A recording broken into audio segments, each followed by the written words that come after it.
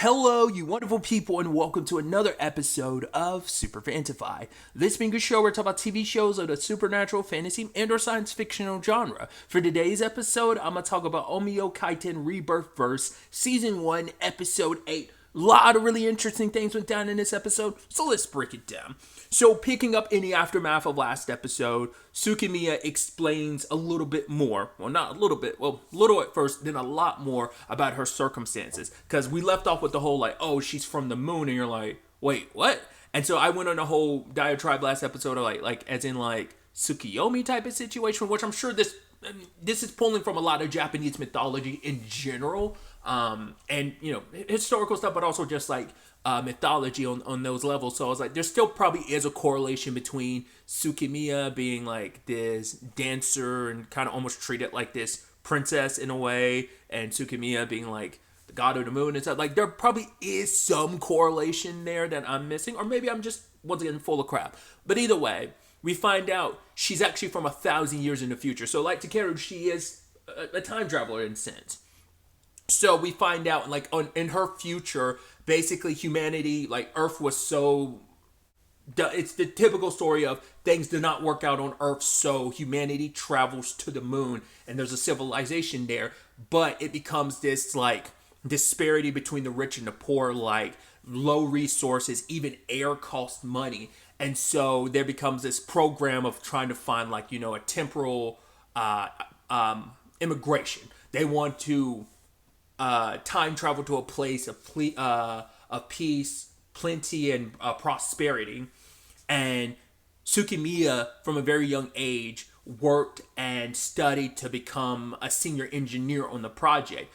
It turns out this form of time travel, which I think is such a unique form of time travel, there's only one other show that I know has done this. There's a live action TV show called Travelers, which uses the same concept of time travel, that basically your body doesn't time travel, but your consciousness does, and you put your mind in someone else's body. There's a darker undertone to that because basically you're killing that person when you implement them, when you jump into their body. It's hard to say whether or not Tsukimiya technically did that or not, because she was reborn in this world, but it's almost well, did you take over the body of whoever that was, whoever that person could have been? You've now taken over their life. I think there is still that undercurrent, but it's not as visceral with this TV show I was talking about, because in that TV show, you're usually jumping into full-grown people who are living their lives. Usually they try to go for people who are about to die, and so they have very little effect on the timeline. It's a whole thing. It's a great time travel show. Like I said, it's called Travelers, if you ever want to check it out. But it's the only other thing I can think of off the top of my head that utilizes time travel like that, because I thought it was so fascinating when that concept was introduced to me in that show. But either way, but it takes up so much resources to do it that it's it was never something they could really implement. But then she says there was one woman who, whether out of hopelessness or sadness, basically killed everyone up there, and in her desperate need to save the future, because Tsukimiya remembered there are crucial things that led to the future she's from, and that being this whole whirlwind thing. So she goes back in time to the Dingy Heian era to try and undo all of this, to stop this from happening. So the fact is, they kind of hid the identity of the person who did it. I'm curious of, one, are we going to find out it was actually Tsukimiya, and she's also trying to make up for the past, because she's I did a terrible thing, but it's for the greater... that might be the struggle that comes into this, because even Seme believes, what I'm doing is for the greater cause. I wonder, is it going to be someone related or connected to Seme in some shape or form? The fact is they went out of their way to hide this person's identity makes me wonder, is it relevant, or is it more it doesn't matter who it was, just the fact that someone did it is all that matters? But it feels like it should be a reveal, but maybe it's not. Like I said, that Tsukimiya is the only one that happens to survive is interesting, and it's that's how very coincidental, but that could just be happenstance. So she might not have been the person, but there could be a darker twist to this where you're no, she did do it, because it's I need to sacrifice as many people so I can change the future. But it'll become that conversation, or are you any different from Seme if that was the case? So we'll see. I want to believe that Tsukimiya wouldn't do that, but when she's from that future, and once again, it's that desperate, you'll do whatever it takes mentality, and you're determined to see it through. Like we'll see how that all fares and how that all plays out going forward. But whether there's validity to that, like I said, it being Tsukimiya, or is it going to be someone else entirely? Or like I said, will it even matter? But yeah, so that obviously brings up a lot of questions for me. Then I'm like, oh, so you're exactly like Sime. So why have you never said anything to Takeru? And she even says, like, I'm sorry, like, I never said anything. But it's like, so that Sime would never, like, get on to what I'm up to. I never said anything. So she's kept him in the dark. Like, she remembers him from, like, the first time they met in the dreams or whatever. So, like, okay, so those dreams were never dreams. Obviously, Tsukimiya is a person that he's meeting and stuff, so that proves that it isn't. But I guess it's implying that because he went to, like, didn't he say, like, he went to, like, 2,000, like, he had that dream, like, 2,000 times. Like, the time he saw her at the beginning of the series, I think, was the 2,000th time, or was it the 199th time? I can't remember. So, but now, in retrospect, it's like, was that him meeting Tsukimiya in every other world, or was it only the last time that he actually transported to one of the Denji Hien Kyo worlds and ended up meeting her that one time? I don't know. But either way, she even says, like, the only reason why she remembers is that something, the person, the being or person or whoever protecting her, which I'm like, who is that and what's that all about? Is the only reason why she remembers. And now she's also learning from Takeru that Sime is the same way, because she was completely unaware of that. She's like, really? Then it must be. And she stops herself. So she figured something out, and I guess it might have some correlation and connection with the towers, which we'll get to later. So, but obviously, everything that Takeru has gone through has made him stronger and stronger. And Tsukimiya believes, like, no, like, with where you are right now, I do believe you're strong enough to help me stop Sime. But the problem is, like, his Yasha mode doesn't rely on the whole Onmyoji techniques. But the problem is, he can only use it inside of the black mist. And she's like, right, I figured it has something to do with the world particles. So the rat that's with her all the time, it's like, okay, here, it will act as a power source for you, so he can use his Yashimo. But unlike the previous time, like with the black mist, he's able to gather all the world particles and stay in his form for as long as he wants to, basically. We haven't seen a limit up until now, but with this rat, it only acts as he has a certain time limit. And I guess the more he pushes it, and the more, like, power he's exerting, probably the quicker he burns through it. It's still better than nothing, so being able to use the Yasha mode without having to rely on the black mist, is important. We also catch up with Yura. Obviously, she and the other Onmyoji are out and about looking for Tsukimiya and Takeru. And so it becomes a situation of her running into one of the other Onmyoji who's kind of like drinking himself sadly silly. And he's like, oh yeah, you and so are good partners. It must feel good that he abandoned me. So he's feeling a little like the Yura and Atsunaga situation from a couple episodes back, where Atsunaga and Takeru were like joined up and she kind of felt a little left behind. And it's like, Yura tried to point out, like, yo, this person respects you, because he was like, you think are you worried about Atsunaga? He's like, well, the dead don't have any worries. And obviously that was a step too far, and it pissed her off. But she's just like, right, that person admires you and cares about you. And he was just like, they're just hurt because they're feeling like, I think with everything going on, them losing people, those they've lost, and then feeling like abandoned, like, oh, you're supposed to be my partner, but now you're partnered up with someone else. So, once again, a lot of Yura's frustrations previously are in this version of her too. Especially because this is a version of her that's lost Atsunaga. So,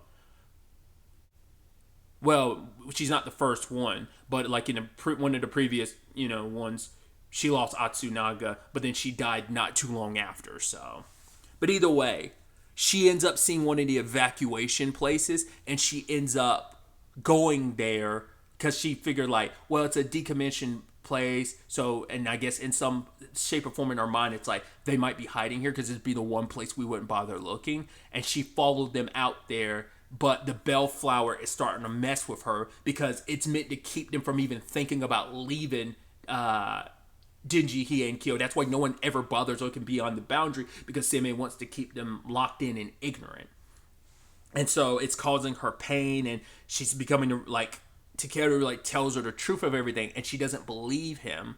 But for Takeru is determined upon seeing Yura, because there's that larger philosophical conundrum of what Tsukimiya is planning on doing has massive repercussions, because she's like, the fact of the matter is, I want to save my future, but by doing that, I'm changing the lives of everyone in term. And do I have the right to do that? I don't know. Is that right? I don't know, but I am determined to save the future. It's kind of like, if I don't do this, then what will that future be that I'm from? Like, I want to create a better future, but I might be screwing over and changing so many lives in the interim. Like, once again, you never know, like, who might not be born now because of the changes you've made. The lives, people leading completely different lives now because of that. It's like I said, it's the philosophical time travel conundrum of the butterfly effect. You never know the ripple effect you're making just because you're trying to make a better future. So it's such a complicated thing, and even Takeru's like, I don't know what's right or wrong in this situation. But for him, at the end of the day, it's like, there is no, like, all you can do is carve out your path in life and try to do the best that you can, So for him, it's like, but the one thing he won't stand for is all these people being sacrificed. That's something he definitely won't stand for in grand scheme of things. So like, for him, it's like Atsunaga, Yura, and Tsukimiya all being like pawns in this game that Seme is playing. Regardless of what his reasoning may be, his willingness to let people be sacrificed across these different, timelines and parallel worlds, and that ensures what Takeru is going to do. There's also cutting back to Seme, where there's the conversation he's having with Shino and Kazura about the world particles. That obviously there's a spike every time Takeru uses his powers, but like even before he was being observed, there were like large spikes in the past too. So Seme, I guess, is investigating. He figured something out, and he's like, "Oh, I'm gonna go to like, I think a tower or something." He's going somewhere. I think he specifically said he was going to like, didn't he say Ginbu, or did he say one of the other towers? Either way, Tsukimiya wants Takeru's help to destroy the towers, which I think is interesting. Like, it sparked something in my head when I saw one of the towers, like, it's called like Seryu, and then you look, it's like, oh, Suzaku, Ginbu, and Byakuo. And I was like, aren't those like, I had to look it up to confirm, but I was like, right, these are like 4 beasts, each one representing one of the directions, north, east, west, and south. I was like, the reason why that sparked anything in my head in the first place, I was like, well, I played a game fairly recently where those names are used. Once again, it's steeped in Japanese mythology, but what it originally comes from is Beyblade, and I've never correlated that until just now. I was like, oh yeah, it sparked that in my head. Like the original first Beyblade series, yeah, like 4 of our main protagonists use those different beasts. You had a dragon, a tiger, a turtle, and a bird. And so it also made me realize, I was like, oh, is that what another series I'm watching? Because it has like 4 beasts in different directions ruling areas. And I was like, oh, I'll go ahead and say it's not even a spoiler. Clevitus, I was like, I've never correlated that. Which I'm like, I guess Clint is supposed to be, maybe. I was like, could he supposed to be Byakuo in that regard? I mean, it's probably not like a 1-to-1, but I'm sure there are parallels. He'd have to be the Byakuo parallel in that world, but tangents and all that aside, that's a conversation saved for Clevites. But like I said, I never even correlated that till now, so it's just funny how like the dominoes in my head were like, oh, this dot connects to this, connects to that, and I'm like, oh, but it makes me think of that. It's funny how my mind can like triple, like I said, domino like that. But either way, even Tsukimiya doesn't fully know what these towers do, but she knows they have some part to play in Seimei's plan. So she wants Takeru to deal with him, but Kazura steps up because he's going to stop this, because he believes in this whole situation. It's like, I have to see this through. There is still some sympathy in him. He he believes this is for the greater good, but it's not like his heart's completely closed to it, because when Yura confronted him, he just stopped her. He's like, yo, don't go any further or I'll be forced to kill you. It's like he doesn't want to have to do it, but it's like he believes in this cause so much. Once again, we don't know why him and Shino are so like, I mean, even then, we still don't even fully know why Seimei's so determined to see things through. We understand Tsukimiya's perspective of why she's so desperate, but like that trio, it's unclear. And why Kazura and Shino? Because Kazura seems to be the one. There are cracks with his loyalty to all of this. We haven't seen that yet with Shino, though. But either way, he gets in the way of Takeru, and to the point that just before Kazura can kill him, Tsukimiya gets in the way. And for her, it's like, I like that you care about every version of me out there. But for her, it's like, at the end of the day, like, I wanted to show you, like, I am this determined. I'm willing to sacrifice myself because this is bigger than me. Just like Seimei and Shino and Kazura are determined to see things through on their part, she's determined on her front as well. And so Yura shows up and confronts Kazura. Is like, you know, did Atsunaga's death mean nothing? She's like, he's like, it did mean something. It's like, it might not have meant anything to this Denji here in Kyo, but for the larger goal of where it needs to go down, this is just the way things are, that sacrifices have to be made. But once again, the tears did hit him. It did still sting that he killed Tsukimiya, because regardless, it's a little bit different. Like, it doesn't make it like, oh god, I'm jumping ahead of myself, sorry. He's probably never had to directly kill anyone before. Like, yes, these battles between the worlds, that's one thing. So they're kind of killing each other. So you've never probably had to directly get involved in this capacity. And now you've killed someone where it's just like, crap, I did this. Versus like, you know, so it's a little different from just sitting on the sidelines and seeing people kill each other and just not, you know, that's more indirect, and this is you directly being responsible for spilling blood and killing someone. And so Takeru summons up the Yasha mode, because the rat, it seems like I guess it probably needs time to fully recharge, but it recharged enough that he could go Yasha mode. He knocks out Kazura and then destroys the tower in front of him. Once again, it's like he doesn't know what's right and wrong in this situation, but the thing he definitely knows is wrong is the willingness to sacrifice people, and he's not going to sit on the sidelines as that happens. So for him, his goal is simply, I'm going to protect everyone's lives. Whatever world they're from, these people deserve to live. No one deserves to be killed for all the stuff that Seimei is doing. Like, there has to be a better way. There has to be a way that doesn't involve just so much death and sacrifice. So we'll see where things go from here. It begs the question of how long we're going to stay in this world. This is a world without Tsukimiya. This is a world without Atsunaga. I mean, it all depends on Takeru. Most likely, because if you look, I swear there was like one frame of the opening, because I think it does slightly change a little depending on thing. Well, it definitely changes depending on thing, but I swear there was like one shot in the opening where it looked like someone was kind of chained up.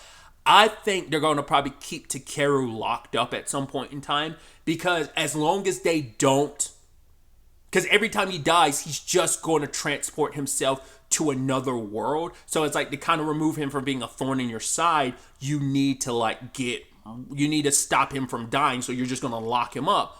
Or more likely too, because Seimei is so interested in his power, he's most likely going to use him as a power source, like a giant battery, to accomplish what he's trying to do. So it could be one or the other, or maybe kind of both. You serve both functions of you're a battery, but also by keeping you locked up, you're not jumping to another world, screwing things up. So, but obviously he's not going to stay in this world for long, considering like, well, Atsunaga's not here. Like I said, Tsukimiya, there's already been so much death and destruction. There's also a world where Yura now knows the truth, so they can potentially work together in this and try and get the other Onmyoji together. So we'll see how things fare and play out in the next episode.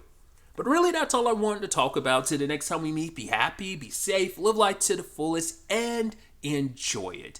Good day and goodbye.